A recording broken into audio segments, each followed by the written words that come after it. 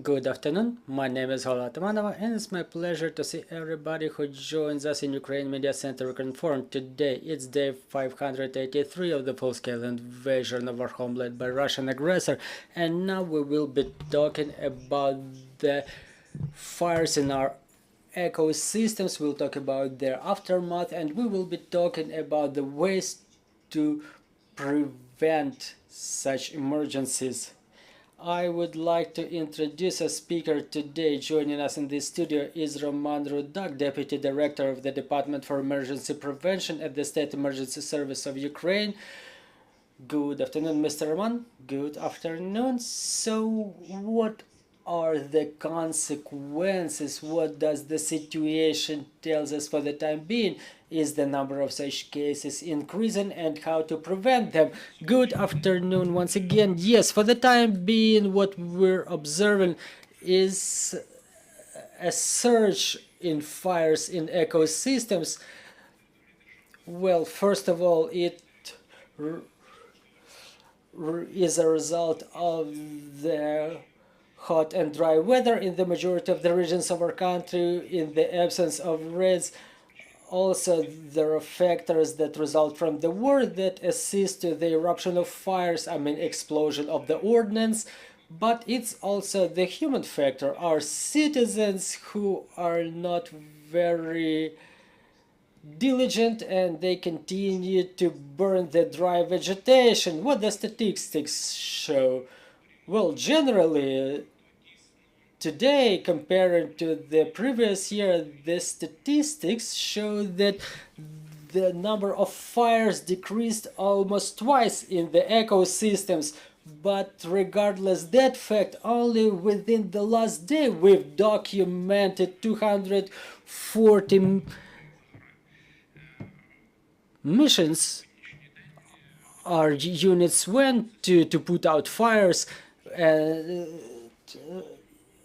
Those fires in ecosystems also resulted in death of 28 people and injuries of 40 more. So we expect to have dry weather during this weekend, which creates more risks of fires in ecosystems.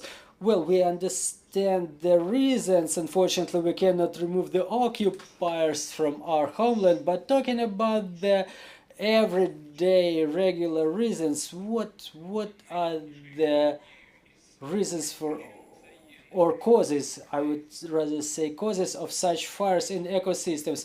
Well, first of all, it's a diligent handling of fire that results in broad-scale fires. For example, within the last day, I can give you the examples. We had 2 cases in Odessa region when people were burning the dry vegetation that caused fire in the area of 8 hectares that resulted in damage of 4 buildings. Also in Mykolaiv region, in the village of Rybakivka, there was a fire in the area of 5 hectares.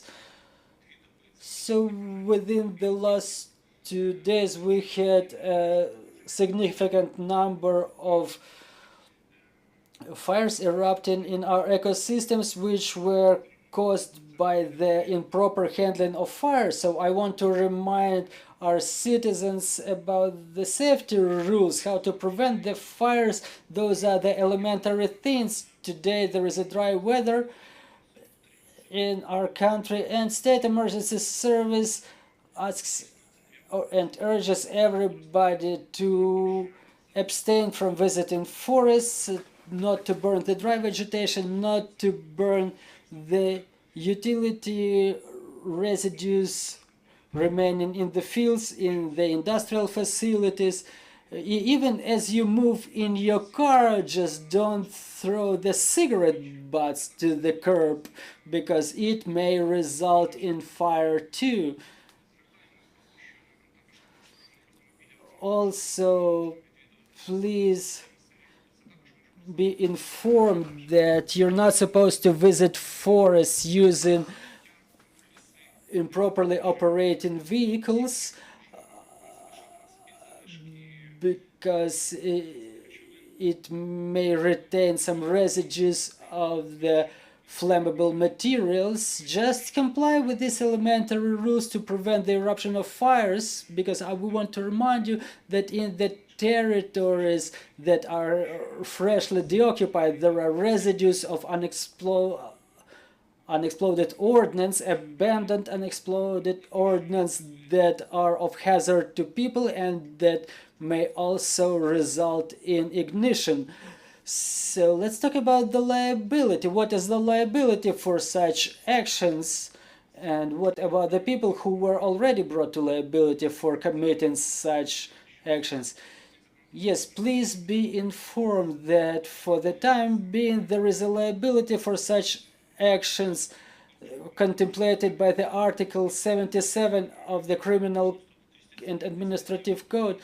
The citizens are penalized for the amount of 4,500 hryvnia, and the Article 77.1 is penalized in amount of 360 untaxed minimum, so up to 6,000 hryvnias.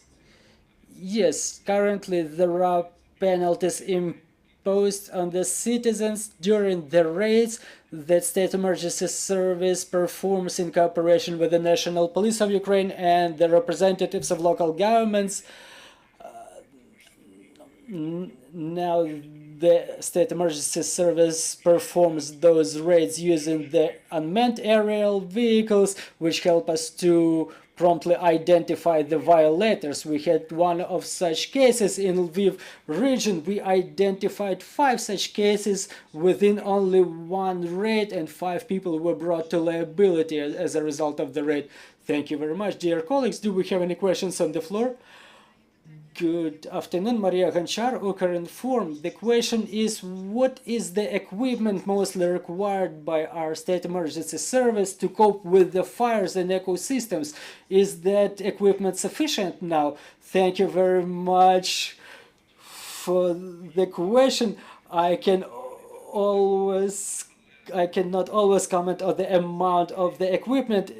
The topic of today's speech is a little bit different, but actually the equipment is not quite sufficient, and what kind of equipment we need is the demining equipment mostly. And talking about the fires, everything is okay with the equipment. Well, not quite so. You know, the State Emergency Service keeps improving.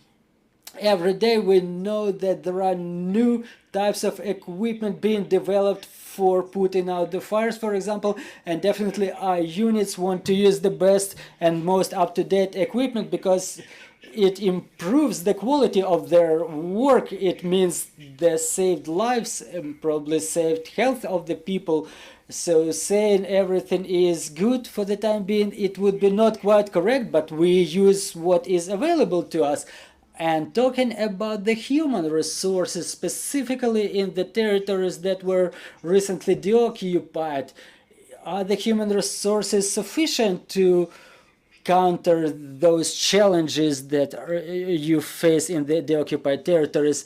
Well, talking about our State Emergency Service personnel, yes, the personnel is sufficient. Well, thank you very much.